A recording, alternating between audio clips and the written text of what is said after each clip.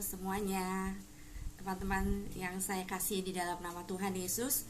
Pada saat ini saya ingin memberikan kesaksian bagaimana kuasa Tuhan kalau Dia mau pasti akan dinyatakan. Di samping itu bahwa iman yang membuat apa yang kita imani itu terjadi, itu akan terjadi. Kejadiannya pada saat saya menjadi salah satu panitia di dalam satu acara di gereja. Waktu itu kita sedang membuat satu acara di mana acara ini memang seperti kayak acara malam puji dan kesaksian gitu ya. Di sini pada waktu itu antara panitia satu dengan panitia yang lain, seorang si oknum, satu orang, dia tidak setuju dengan apa yang kita rencanakan gitu ya. Jadi pada waktu itu yang menjadi hal yang paling terasa bahwa pada waktu itu kita sepakat bahwa kita akan membuat satu acara dengan konsumsi yang harus kita sediakan itu sebanyak 300. Jadi iman kita itu 300. Tapi salah satu dari kita dia tidak setuju. Dia bilang paling banyak juga 100, dia bilang gitu ya. Paling banyak juga 100. Bahkan di bawah itu, dia ngomongnya di bawah itu gitu ya. Akhirnya saya kesel banget ya. Terus terang manusiawi saya adalah saya kesel gitu ya.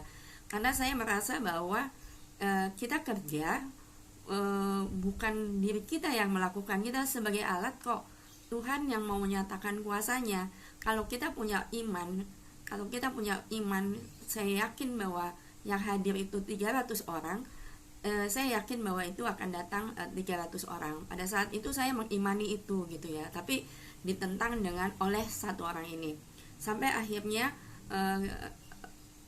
di situ pembahasannya akhirnya bicara soal firman Tuhan gitu ya. Karena anak ini sulit banget untuk diberi pengertian gitu ya. Dia selalu berpakai dengan logika, selama ini jarang ada yang datang dan sebagainya. Tapi saya bilang, kalau kita berdoa, kita minta sama Tuhan bahwa yang hadir 300 orang, Tuhan akan kasih 300 orang. Jadi sebagian kita itu mengimani hal itu gitu ya, kecuali satu orang ini. Pada akhirnya saya udah marah. Saya nggak mau tahu, saya cuma beriman bahwa 300 orang akan hadir pada saat itu.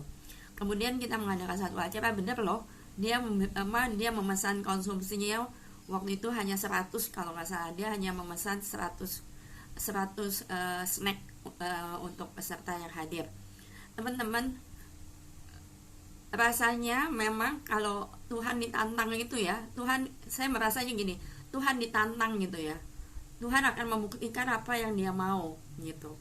Dan benar-benar iman sebagian orang di situ menyatakan bahwa yang hadir 300 orang, dan ini dia imankan. Dan bukan hanya di situ saja bahwa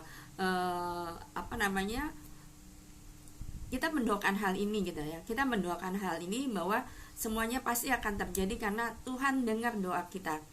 Pada saat perjalanan acara itu dilakukan, acara sudah berjalan ya, sedikit demi sedikit datang banyak banget gitu, sampai akhirnya orang yang hadir itu 300 orang lebih.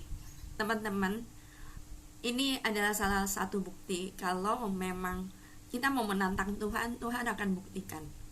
Artinya bukan negatif ya, bukan negatif. Artinya kalau kita punya iman 300 orang kepada Tuhan dan kita yakini itu pasti akan terjadi. Karena Tuhan melihat hati, Tuhan melihat kesungguhan kita, Tuhan melihat apa yang kita sudah lakukan, apa yang kita usahakan itu boleh terjadi. Kalau orang ini tidak percaya kepada apa yang diimankan oleh sebagian teman-temannya, akhirnya Tuhan mau membuktikan kepada dia bahwa Tuhan bisa lakukan itu semuanya. Jangan nantang gue, ya istilahnya kasarnya begitu. Jangan nantang gue mau bikin apa, Tuhan mau bikin apa aja, itu pasti akan terjadi. Karena Dia Tuhan, Dia tahu mana yang baik, mana yang benar, mana yang harus dilakukan, apakah itu sesuai dengan kehendak Tuhan atau tidak gitu ya. Jangan coba-cobai Tuhan, saudara-saudara kekasih.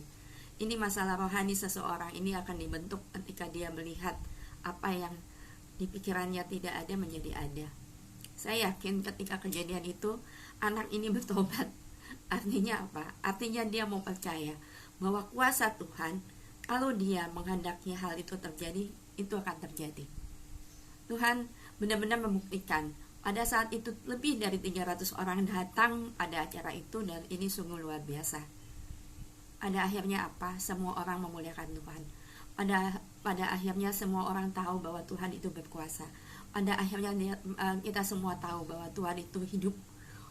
Tuhan itu mau melakukan apa ya? Kalau dia mau, dia akan lakukan itu. Jangan coba-coba. Jangan coba-coba kepada Tuhan. Karena Tuhan kuasanya tidak terbatas.